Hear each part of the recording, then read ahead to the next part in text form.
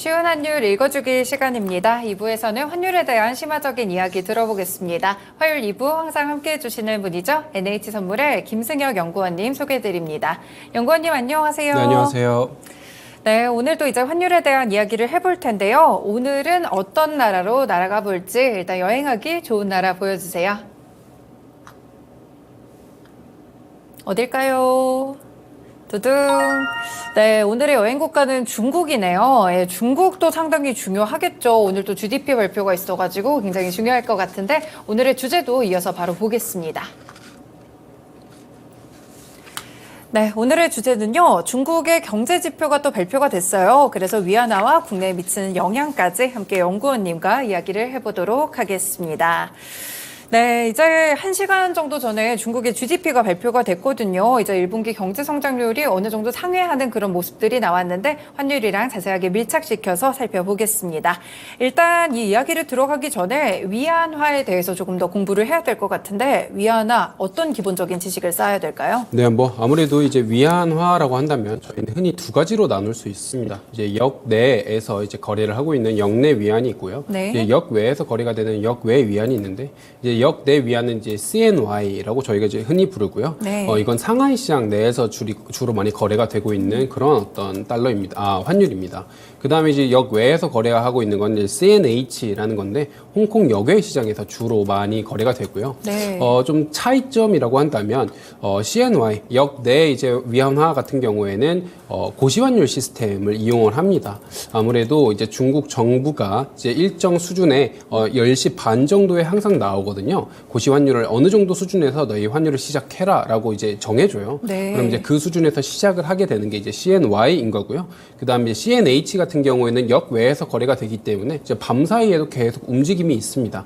그래서 이제 동향 같은 트렌드를 좀 파악하는 건 CNH 같은 걸 많이 이용하고요. 네. CNY 같은 경우는 역내에서 고시환율 제도를 이용하고 있는 환율이기 때문에 아무래도 정부의 영향력이 조금은 입김이 있다 정도를 저희가 좀 인지를 할 수 있고 조금 더 세부적으로 한번 들어가 보자면 네. 제가 참고 자료를 하나 좀 준비를 해놨는데 고시환율 제도에서의 공식을 제가 좀 소개를 해드리고 싶은데 네. 이런 식으로 좀 생겼어요. 근데 사실 이 공식을 전부 다 아실 필요는 없고 간단히만 설명을 드리면 저희가 이제 이 고시환율을 만들기 위해서 상대적으로 다른 환율과 비교를 해야 될 거 아니에요? 그럼 네. 바스켓 통화로 구성이 되어 있거든요. 총 24개의 국가가 들어가 있습니다. 근데 그 국가별로 이제 가중치를 조금씩 나누겠죠. 그 가중치를 계산해서 최종적으로 산식을 예를 들어 6.8이다, 뭐 6.7이다 이렇게 계산을 하는 건데 네. 여기 보시면 K라는 게 있어요. 이제 맨 위측을 보시면 맨 마지막에 플러스 K가 되어 있잖아요. 네. 이건 이제 실세 반영 장치다 뭐 이렇게 나와 있는데 이건 이제 정부가 판단했을 때 어느 정도의 가중 평균에서 본인들이 플러스 마이너스를 얼마 가감하겠다라는 거거든요. 이 K라는 걸 이용해서 중국 정부의 어느 정도의 의지가 반영되어 있는 환율 수준이 공개될 수 있다라는 좀 중요한 포인트가 하나가 있습니다. 네. 그래서 사실 중국의 위안이라고 했을 때 어느 정도 점점 중국의 이제 거래 규모도 커지고 있고 교역 국가도 많아지고 있잖아요. 그럼에도 불구하고 위안 환율에 있어서 고시환율 제도, 특히 중국 정부의 어느 정도의 컨트롤 내에 있을 수 있다 정도는 좀 인지를 하고 가셨으면 좋겠습니다. 네, 그렇군요. CNY와 CNH, 역내 환율과 역외 환율, 그리고 여기에 더불어서 고시 환율에 대한 이야기까지 같이 좀 들어봤습니다. 일단 공식이 나와가지고 저도 약간 긴장했거든요. 어렵지 않을까 이렇게 생각을 했는데 좀 자세하게 풀어주셨어요. 그럼 투자자분들은 어떨 때 이 두 가지 환율을 보통 나눠서 사용을 하게 되나요? 우선 투자를 하시는 입장에서는 사실 어느 쪽 환율이 유리하다라는 건 없어요. 네. 상대적으로 유동성이 더 많은 쪽을 이용을 하시면 되는데 아까도 이제 상하이 쪽에 계시냐 아니 홍콩 쪽이 계시냐 어떤 차이가 있을 뿐이지 내가 CNY를 이용한다, CNH를 이용한다 뭐 유리한 측면을 말씀드리기보다는 예를 들어 내가 환율에 대한 트래킹을 꾸준히 해야 된다. 네. 밤 사이에서도 예를 들어 우리나라 환율 같은 경우에도 이제 3시 반이면 거래가 끊기지만 네. NDF라는 환율을 통해서도 밤 사이의 흐름을 꾸준히 볼 수 있잖아요. 네. CNH가 그거와 비슷한 역할을 좀 하고 네. 있고요. CNY는 이제 우리나라 현물 스팟 시장과 비슷한 역할을 하면서 이제 밤 사이와 밤 사이에 끊어진 순간 이후에 10시 반에 고시 환율이 고시가 되면 그 지점부터 스타트를 하거든요. 그러면 중국 정부가 지금 어느 정도 수준에서 환율이 움직이길 원하는구나 정도의 의미를 좀 파악할 수 있는데 좀 의의가 있습니다. 네, 그렇군요. 두 가지 의미가 조금 다른 차이점이 있었습니다. 일단 이렇게 환율에 대해서 기본적인 상식을 쌓아봤는데 지금 중국의 경제 관련 상황들을 좀 체크를 해봐야 될 것 같아요. 지금 내수 시장이 좀 어떤가요? 지금 사실 중국의 내수 시장이라고 한다면 점차적으로 좋아지고 있는 상황인데 저희가 중국에 있어서 저희가 이제 GDP라든지 소매 판매, 산업 생산 이런 것들이 아까 11시 정도에 나왔잖아요. 네. 근데 이제 그런 것들을 얘기하기 전에 지금 중국 정부의 스탠스가 어떤지를 좀 점검을 하고 넘어가야 돼요. 작년 같은 경우에 중국은 이제 교육 산업이라든지 IT 테크 같은 것들 그런 기업들을 상당히 큰 제약을 줬었습니다. 네, 네. 근데 올해 들어와서 방향성이 바뀌었잖아요. 갑자기 부양 그리고 이제 뭐 금리도 이제 동결하거나 내리는 뭐 맞아요. 그런 어떤 네. 행태를 계속 하고 있는데 똑같은 시진핑 주석인데 왜 이렇게 바뀌었을까에 대한 생각을 저희가 먼저 해야 지금의 중국 정부의 흐름을 좀 이해를 할 수 있거든요. 저는 중국에 대해서 얘기할 때 기본적인 전제는 시진핑은 상당히 합리적인 사람이다라는 거예요. 네. 네, 많은 분들이 이제 시진핑 리스크다라고 해서 그쵸. 올해 초 차이나 네. 런이 이제 발생을 했잖아요. 그럼 그거는 사실 왜 시진핑이 이러한 어떤 일을 하고 있는지에 대한 이해를 먼저 선행을 해야 되는데 시진핑이 꾸준히 외치고 있는 것 중에 크게 두 가지 정도가 있는데 하나는 이제 공동부유라는 거잖아요. 이제 모두 잘 살자 뭐 이런 거고요. 하나는 저성장 그렇지만 지속적인 성장이라는 거를 지금 꾸준하게 외치고 있어요. 네. 이걸 신창타이라고 부르는데 그러니까 시진핑 전 주석 시절, 그러니까 후진타오 시절에는 고성장이 거의 메인 목표였습니다. 그렇군요. 네. 네. 거의 이제 모두가 잘 산다라기보다는 우선 발전하자, 우선 성장하자가 이제 메인 국가의 목표였고 주로 이제 이러한 어떤 발전을 이루기 위해서는 중국은 이제 인프라 투자 같은 것들을 상당히 많이 진행을 해 왔어요. 뭐 1대1로 프로젝트 같은 것도 이제 같은 결인 거죠. 네네. 근데 이렇게 진행을 해오다 보니까 어떤 문제가 발생을 했냐라고 했을 땐 버블이 발생을 합니다. 네. 이제 부동산 같은 경우에도 너무나 많은 거품 같은 게 끼고 있는 상황이고, 그러니까 정부가 제어를 하지 않는다면 너무나 많은 부실이라든지 한 번에 거품이 꺼지게 되면 중국 정부의 저성장 국면이 올 수 있잖아요. 시진핑은 그거를 좀 주시하고 있는 상황이에요.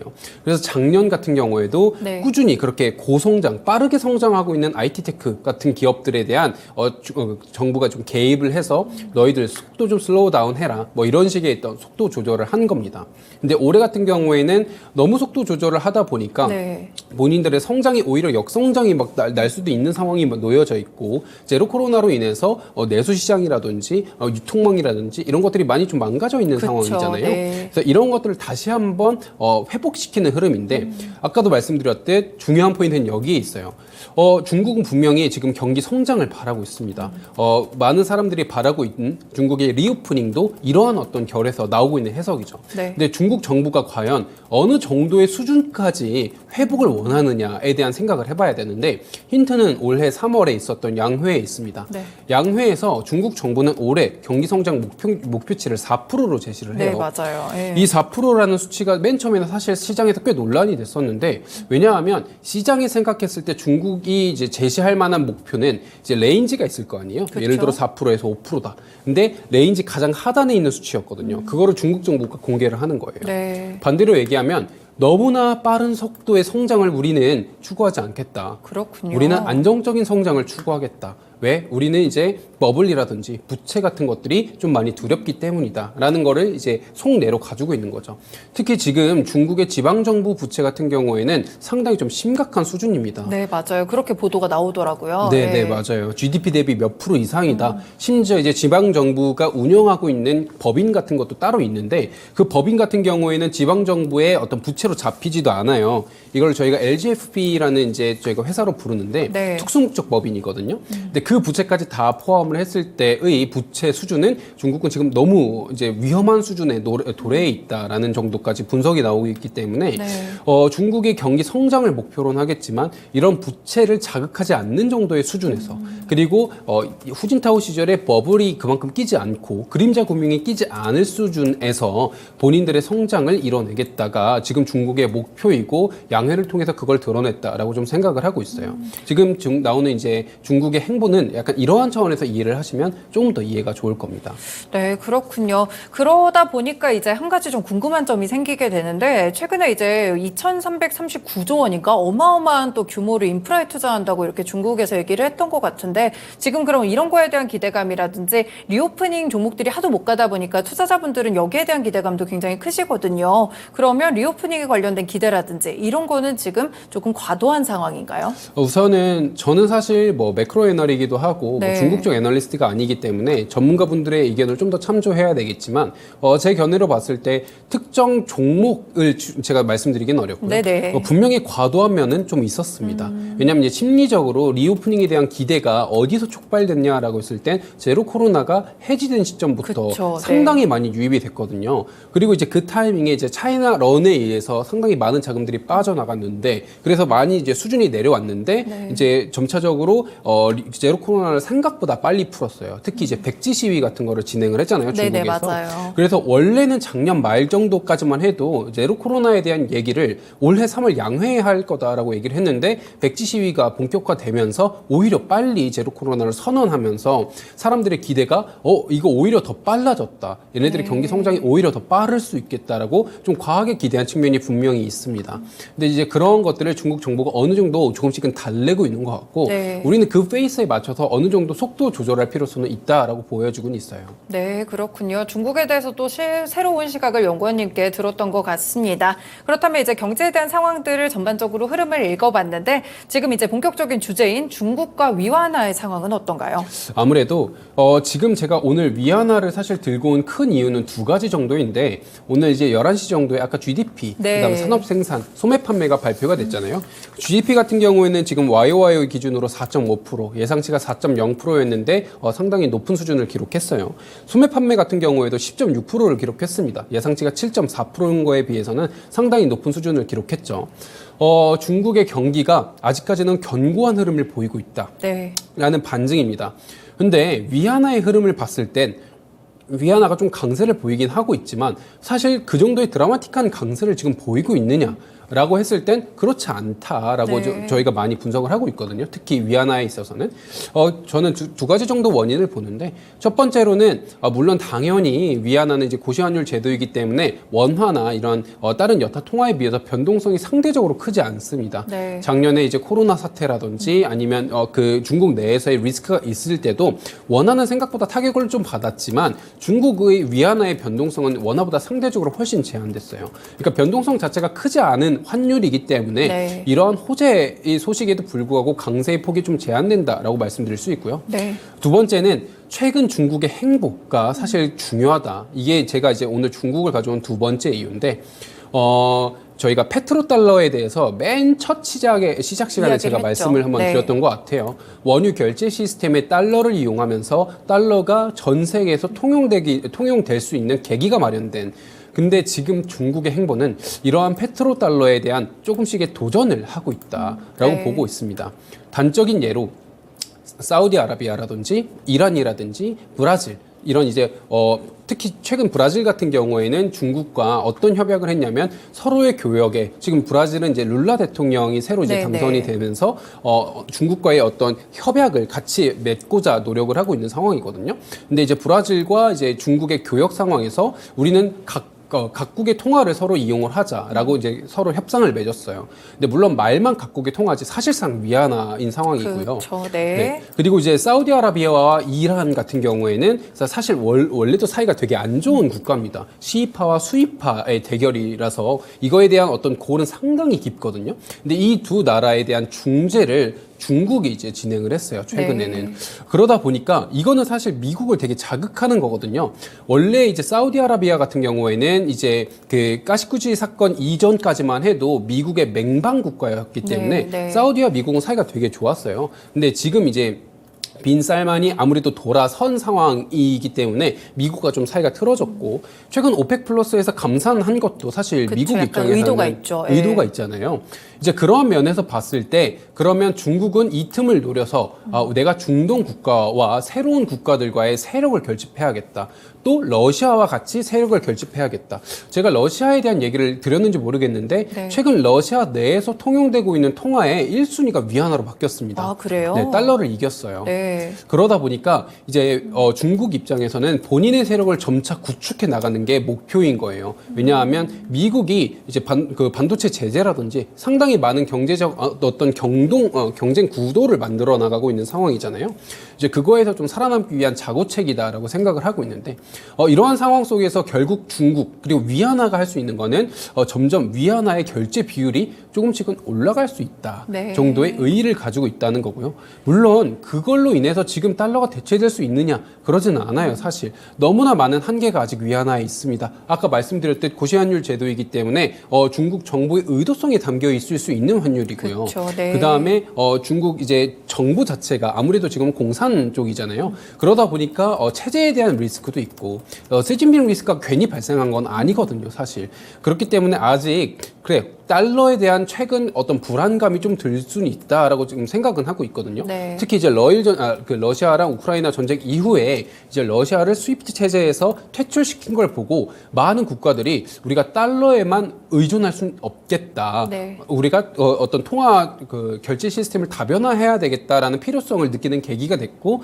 그거에 따라서 달러에 대한 파워가 좀 감할 수는 있겠지만 그렇다고 우리가 선택할 수 있는 게 위안화냐에 대해서는 아직 물음표인 거죠. 네. 네. 그 틈을 지금 중국이 점차 이제 외교적인 그리고 지정학적인 어떤 상황들을 이용해서 치고 들어오고 있는 상황이고 그래서 이제 전체적으로 어떤 정세적으로는 그렇게 지금 중국이 외교적으로는 진행을 하고 있는 상황이고 네. 내부적으로는 성장을 바라고 있고 내수와 부동산을 통해서 바라고는 있지만 본인들의 부채를 건드리지 않는 선에서 버블까지 끼지 않는 선에서 적당한 수준에서의 성장을 바라고 있을 거다. 이런 상황에서의 위안화의 행보가 꽤 중요하다. 이 정도로 말씀드릴 수 있습니다. 네, 그렇군요. 달러의 위상이 뭐 바로 흔들린다고 보기는 어렵겠지만 지금 페트로 위안이라고 보면 될까요? 이 중국 쪽에서 자신의 우호 세력들을 좀 결집하면서 이런 행동들을 보이고 있고 이와 관련된 또 중국의 내수 성장과 관련된 이야기들도 함께 전해드렸습니다. 그럼 마지막으로 짧게 이제 GDP가 발표가 됐잖아요. 이제 중국에 대한 환율 여부는 아무래도 고시환율이다 보니까 큰 영향은 없을 것 같은데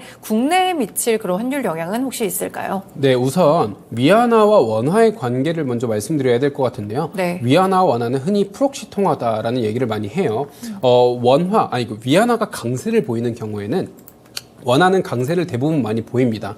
제가 저번에 왔을 때 이제 원 달러 환율과 상관관계를 쭉 한번 보여드린 네. 적이 있어요. 근데 그때 당시에 달러 인덱스와 위안화가 가장 높은 상관관계를 보였거든요.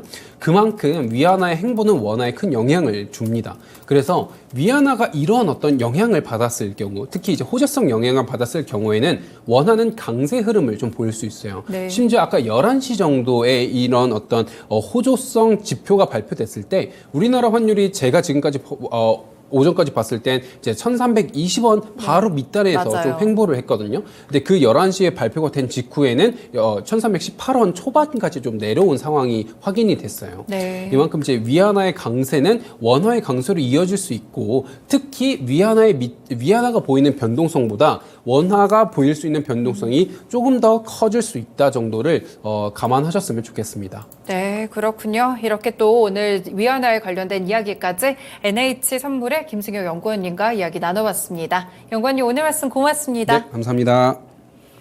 네, 이렇게 오늘 토마토랜드 쉬운 이슈 읽어주기에 대해서는 지금 웨스팅하우스와 한수원에 관련된 이야기 그리고 원자력에 관련된 이야기들 전해드렸고요. 쉬운 환율 읽어주기에서는 중국 위안화와 경제 상황에 대한 인사이트를 들어봤습니다.